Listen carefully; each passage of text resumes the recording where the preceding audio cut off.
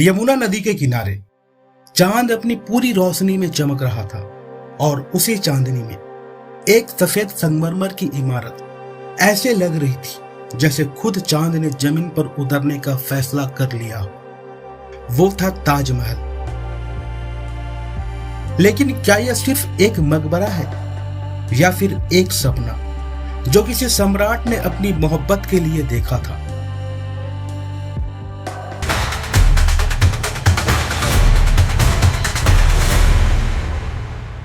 कहानी शुरू होती है सन 1612 से, जहां एक राजकुमार खुर्रम और एक बाग की सैर करने वाली लड़की अर्जुमंद बानो बेगम पहली बार मिले। वो मुलाकात मामूली नहीं थी क्योंकि वो इतिहास बनने वाली थी। खुर्रम जो आगे चलकर मुगल सम्राट शाहजहां बने, अर्जुमंद जिन्हें दुनिया आज मुमताज महल के नाम से जानती है। दोनों की नजरें मिली और बस वहीं से शुरू हुआ एक ऐसा प्यार जिसने दुनिया की सबसे खूबसूरत इमारत को जन्म दिया। मुमताज शाहजहां की 13वीं बीवी थी, लेकिन एकमात्र प्रेम उनकी जिंदगी का केंद्र बनी। वो सिर्फ एक बेगम नहीं थी बल्कि शाहजहां की आत्मा थी। जहां भी शाहजहां जाते मुमताज साथ होती। दरबार, जंग, महल, हर जगह उनका साथ अटूट था। सन 1631 दक्कन की एक लड़ाई के दौरान मुमताज ने अपने 14वीं संतान को जन्म देते हुए दम तोड़ दिया और उस पल शाहजहां की दुनिया जैसे रुक गई। कहते हैं उस रात सम्राट ने ना कुछ कहा ना कुछ सुना, बस अपनी बेगम की लाश को गले लगाकर रोते रहे। वे कहते थे जहां मुमताज की कब्र होगी वहीं मेरी रूह बस जाएगी। मुमताज को अस्थायी रूप से बुरहानपुर में दफनाया गया, लेकिन शाहजहां का मन चैन से बैठने वाला नहीं था। उन्होंने आदेश दिया एक ऐसी इमारत बनाई जाए जो जमाने को बताए कि सच्चा प्यार कभी नहीं मरता। और वहीं से शुरू हुआ एक स्वप्न की यात्रा, एक निर्माण जो 22 सालों तक चलता रहा। हजारों मजदूर, 300 से ज्यादा कारीगर और दुनिया की अलग अलग हिस्सों से लाई गई पत्थर और जड़ाऊ कीमती रत्ने। शाहजहां हर सुबह उस निर्माण स्थल पर जाते जैसे कोई पिता अपने बच्चे को बड़ा होते हुए देख रहा हो। हर गुंबद, हर नक्काशी उनके दिल की दर्द की आवाज थी। कहते हैं जब ताजमहल पूरा हुआ, शाहजहां ने कहा अब मेरी मोहब्बत पत्थरों में अमर हो गई। लेकिन उन्हें क्या पता था कि यही इमारत एक दिन दुनिया के सबसे बड़े रहस्यों में से एक बन जाएगी। क्योंकि कुछ इतिहासकारों का मानना है ताजमहल सिर्फ एक प्रेम का प्रतीक नहीं बल्कि अपने भीतर कई गुप्त रहस्य समेट बैठा है। कुछ कहते हैं इसके नीचे बंद तहखाने हैं जहां अनजाने कक्ष हैं जिन्हें कभी किसी ने नहीं देखा। तो क्या ताजमहल वो नहीं जो हमें बताया गया? ताजमहल दुनिया का सबसे सुंदर इमारतों में से एक है। हर कोना, हर दीवार, हर नक्काशी जैसे किसी रहस्य की भाषा बोलती हो। लोग कहते हैं ये प्यार का प्रतीक है, पर कुछ लोग कहते हैं ये सिर्फ इमारत नहीं बल्कि एक कोडेड संदेश है जो समय के पार किसी रहस्य को छुपाए हुए है। कभी गौर किया है ताजमहल की पूरी संरचना पूर्ण सिमेट्री पर बनी है। अगर आप इसे ऊपर से देखें तो लगेगा कि जैसे मंडल को जमीन पर उतारा गया हो। हर मेहराब, हर मीनार केंद्र की ओर झुकती है जैसे सब कुछ किसी ऊर्जा बिंदु की तरफ खींच रहा हो। कुछ वास्तुशास्त्र विशेषज्ञों का मानना है कि ताजमहल की संरचना में खगोलीय गणित छिपा है। कब्र का केंद्रीय बिंदु बिल्कुल उस स्थिति में है जहां सूर्य और चंद्रमा कुछ खास तिथियों पर एक सीधे में आते हैं। क्या यह महज संयोग है या शाहजहां ने अपने वास्तुकारों से एक कॉस्मिक संतुलन रचवाया था? कहते हैं मुख्य गुंबद की ऊंचाई ठीक उसकी चौड़ाई के बराबर है। यह एक पूर्ण गोलाकार गणितीय संतुलन है जो वास्तुशास्त्र में मृत्यु और अमरता के बीच के संतुलन को दर्शाता है। कहीं ऐसा तो नहीं शाहजहां सिर्फ एक मकबरा नहीं बल्कि एक ऊर्जा केंद्र बनवाना चाहते थे।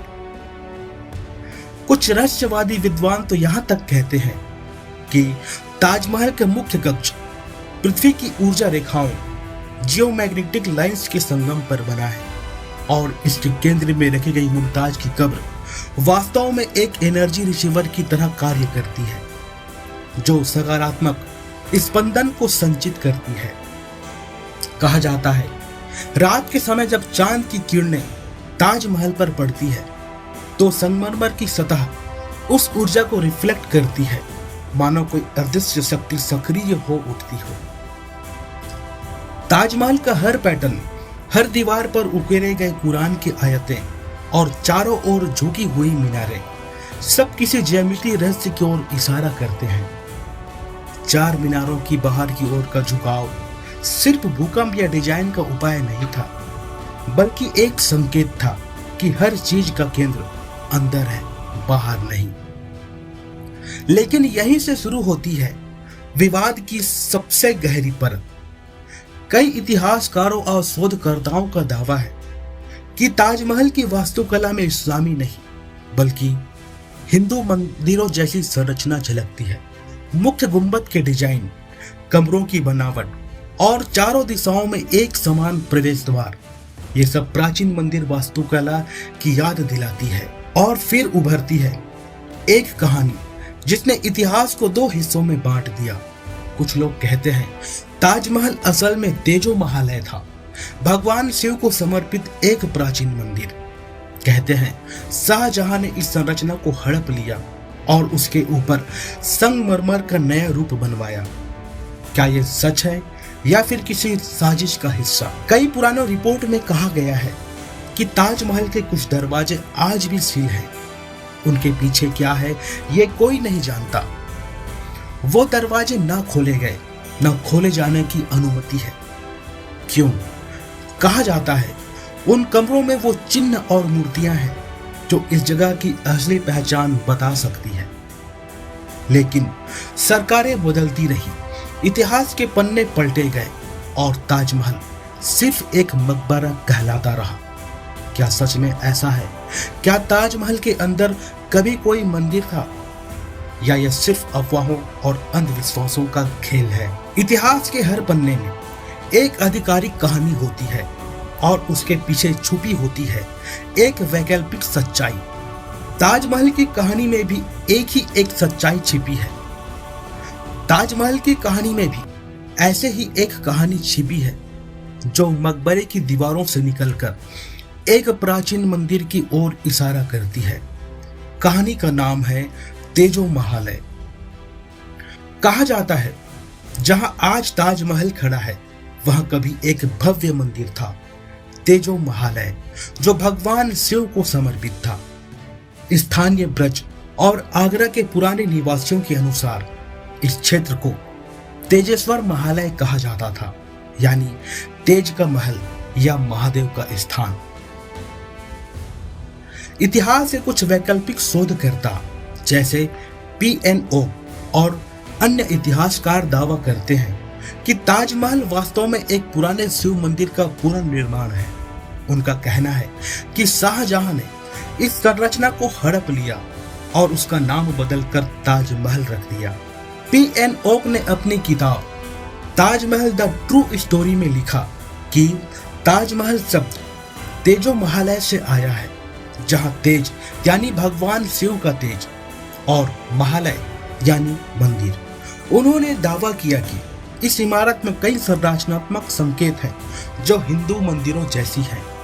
उदाहरण के तौर पर मुख्य गुंबद के नीचे स्थित जहां आज मुमताज की कब्र है, वो दरअसल एक गर्भगृह था जहां शिवलिंग स्थापित था, और जो फूल और बेलों जैसी नक्काशियां हैं वो दरअसल तुलसी और कमल के पैटर्न हैं जो इस्लामिक नहीं बल्कि वैदिक डिजाइन है। इतना ही नहीं, कई पुराने रिकॉर्ड्स में इस जगह को तेजो महालय मंदिर कहा गया है। यहाँ तक कि 17वीं सदी के कुछ फारसी दस्तावेजों में शाहजहां द्वारा एक पुरानी इमारत के पुनर्निर्माण का उल्लेख मिलता है।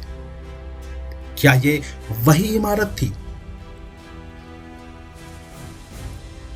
और रहस्य तो तब और गहरा जाता है जब हम सुनते हैं कि ताजमहल के कई दरवाजे और तहखाने सील कर दिए गए हैं। इन कमरों में कोई प्रवेश नहीं कर सकता। क्या उन कमरों में मंदिर के अवशेष हैं या फिर कुछ ऐसा जो सदियों से छुपाया जा रहा है? कुछ पुराने कर्मचारियों ने कहा था कि नीचे के तहखाने में लाल पत्थरों की दीवारें हैं, संगमरमर की नहीं, और उनमें हिंदू प्रतीकों के निशान बने हैं। लेकिन जैसे ही ये बातें बाहर आई, वो रिपोर्ट गायब कर दी गई। सरकार ने दरवाजे बंद करवा दिए और उस हिस्से को अप्रवेशनीय क्षेत्र घोषित कर दिया गया। क्या ताजमहल की चमकदार सफेदी किसी छुपे हुए अतीत को छुपा रही है? क्या इस प्रेम के प्रतीक के नीचे एक प्राचीन आस्था का मंदिर सो रहा है, या फिर ये सब कल्पना है, किसी आधुनिक इतिहासकार की अतिशयोक्ति? कुछ लोगों ने कहा, अगर तेजो महालय की कहानी सच भी है तो उसे अब बदलना असंभव है, क्योंकि सदियों से ताजमहल प्रेम का प्रतीक बन चुका है। लेकिन क्या इतिहास को सिर्फ भावनाओं के सहारे जिया जा सकता है? हो सकता है तेजो महालय की कहानी पूरी तरह सत्य न हो, पर यह सवाल जरूर उठाती है कि हमें जो इतिहास बताया गया, क्या वो पूरा है? क्या कहीं कुछ दबा दिया गया है, कहीं कुछ मिटा दिया गया है? और इस रहस्य की गहराई बढ़ती है जब हम बात करते हैं उन बंद तहखानों की, जिन्हें देखने की अनुमति आज तक किसी को नहीं मिली। कहा जाता है उन तहखानों में वो जवाब हैं जो ताजमहल के सबसे बड़े रहस्य को उजागर कर सकते हैं। हर इमारत का एक चेहरा होता है जो सबको दिखता है, और एक रूह जो सिर्फ महसूस की जा सकती है। ताजमहल दुनिया का 7वां अजूबा, लेकिन शायद ये 7वां रहस्य भी है, क्योंकि इसके नीचे छिपे हैं वो तहखाने जिन्हें सदियों से किसी ने नहीं देखा। कहते हैं जब शाहजहां ने ताजमहल बनवाया तो इसके नीचे कई गुप्त कमरे और गलियां बनाई गई थीं। शुरुआत में यह सब निर्माण का हिस्सा माना गया, पर धीरे धीरे ये हिस्से बंद कर दिए गए। क्यों? क्योंकि उन कमरों में वो चीजें थी जिन्हें जनता के सामने नहीं लाया जा सकता था। कुछ पुरातत्व विशेषज्ञों का कहना है कि ताजमहल के नीचे करीब 100 से अधिक छोटे बड़े कमरे हैं जो यमुना नदी की ओर जाते हैं। इनमें से कई कमरे इतने पुराने हैं कि उन पर नई परतें चढ़ाई गई ताकि असली दीवारें छूट जाए। कभी 1934 में जब ताजमहल में मरम्मत का काम चल रहा था तो कुछ मजदूर गलती से एक सील कमरे तक पहुंच गए। उन्होंने अंदर झांका और देखा दीवारों पर अजीब निशान, फर्श पर कुछ पत्थर जो मंदिरों के समान दिखते थे। पर कुछ ही घंटे में वो दरवाजा दोबारा सील कर दिया गया। रिपोर्ट तैयार हुई और कुछ दिनों बाद गायब हो गई। 1950 के दशक में भारतीय पुरातत्व सर्वेक्षण ने ताजमहल के नीचे के हिस्से की आंशिक जांच की थी, लेकिन रिपोर्ट आज तक सार्वजनिक नहीं की गई। कहा जाता है कुछ कमरे में लाल पत्थर था और उनकी नक्काशी वैसी थी जैसे इस्लामी नहीं बल्कि वैदिक शैली की लगती थी। एक पुराने कर्मचारी ने बताया कि नीचे के तहखाने में 4 मंजिलें हैं। पहले 2 अब भी दिखती हैं, पर नीचे के 2 तल पानी और अंधेरे में दबे हैं। कहा जाता है उन हिस्सों में हवा का संचार नहीं। जो भी नीचे गया वो कुछ मिनट से ज्यादा टिक नहीं सका। सन 1974 में एक विदेशी डॉक्यूमेंट्री टीम ताजमहल में फिल्मिंग करने आई थी। उन्होंने कैमरे से तहखानों की दिशा में मोड़े, लेकिन सुरक्षा कर्मियों ने उन्हें तुरंत रोक दिया। टीम को वहां से हटाया गया और उस हिस्से की फुटेज फिर कभी नहीं दिखाई गई। इतना ही नहीं, कई पर्यटक जिन्होंने रात के समय में ताज के पास ठहराव किया, उन्होंने अजीब आवाजें जैसे मंदिरों की घंटी की गूंज या किसी के कदमों की आहट सुनने का दावा किया है। क्या यह सिर्फ कल्पना है या उन तहखानों में अब भी कोई ऊर्जा सक्रिय है? कुछ विद्वान कहते हैं वो कमरे सुरक्षा कारणों से बंद हैं, पर कुछ रहस्यवादी कहते हैं वो दरवाजे इसलिए सील किए गए क्योंकि उनके पीछे प्राचीन ऊर्जा केंद्र है जिन्हें छेड़ना खतरनाक हो सकता है। पुराने दस्तावेजों के अनुसार शाहजहां ने खुद कहा था, यह इमारत पृथ्वी और आकाश के बीच का संतुलन का प्रतीक है। क्या इसका अर्थ यही था कि नीचे की संरचना में कुछ गुप्त यंत्र या शक्तियां थी? इतना सब होने के बाद भी कभी किसी सरकार ने उन कमरों को खोलने की अनुमति क्यों नहीं दी? आखिर वहां कुछ नहीं है तो डर किस बात का? अगर वहां कुछ है तो उसे छुपाया क्यों जा रहा है?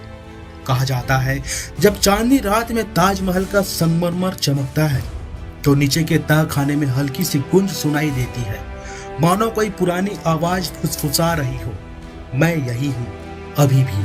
क्या वो आवाज शाहजहां की है या मुमताज के रूह की या फिर उस मंदिर के देवता की जिसका नाम अब इतिहास से मिटा दिया गया? इन तहखानों का सच शायद कभी सामने न आए, क्योंकि अगर वो खुले तो इतिहास, आस्था और राजनीति तीनों की जड़ें हिल जाएंगी। तो दोस्तों, उम्मीद करता हूं कि आज का यह वीडियो आप लोगों को पसंद आया होगा। अगर यह वीडियो आप लोगों को पसंद आया तो इस वीडियो को लाइक करें और शेयर करें। साथ ही साथ हमारे चैनल द फैक्ट ट्रेवल को सब्सक्राइब जरूर करें। तो मिलते हैं इसी प्रकार से एक और नए वीडियो में। तब तक के लिए जय हिंद, वंदे मातरम।